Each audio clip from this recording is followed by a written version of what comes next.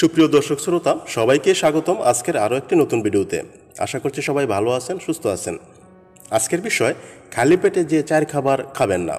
আসুন তাহলে জেনে নেই কোন 4টি খাবার খালি পেটে কখনোই খাওয়া উচিত নয়। খালি পেটে কিছু খাবার খাওয়া কখনো উচিত নয়। এমন কিছু খাবার আছে যা যখন ক্ষুধা থাকবে তখন খেলে সমস্যা বাড়তে পারে। আসুন জেনে নেই কী সেই খাবারগুলো। জাল খাবার।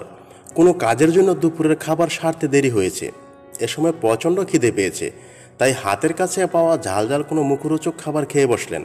এতে আপনার হজমের সমস্যা তৈরি হবে। খালি পেটে জাল খাবার খেলে এই মশলা আপনার পাকস্থলীর আবরণের উপর সরাসরি প্রভাব ফেলবে।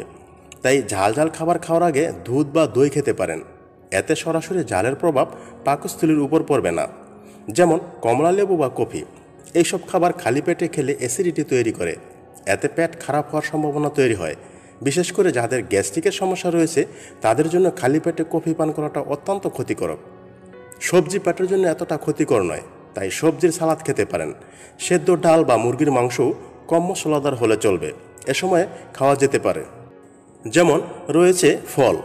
খালি পেটে ফল খেতে নেই, এই কথাটা আমরা আমাদের ছোটবেলা থেকেই জানি। একটি আপেল বা একটি কলা খেয়ে কখনোই পেটের ক্ষুধা মিটে না, বরং আপনার খিদে খিদে ভাব আরও বেড়ে যাবে। যদি ফল খেয়েই থাকেন তাহলে এর সঙ্গে আপনার খাওয়া উচিত কোনো প্রোটিন ধরনের খাবার। ফলের সঙ্গে খেতে পারেন সামান্য পরিমাণ বাদাম, পিনাট বাটার বা পনির, বিস্কুট বা চিপস।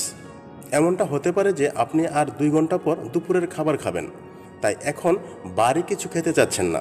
কিন্তু তাই বলে বিস্কুট বা চিপস একেবারেই নয়। ছোট 1 প্যাকেট বিস্কুট বা চিপস বেশিক্ষণ পেটে থাকবে না।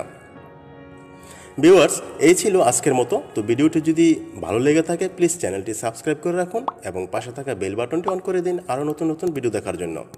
সবাইকে অসংখ্য ধন্যবাদ। সবাই ভালো থাকবেন, সুস্থ থাকবেন।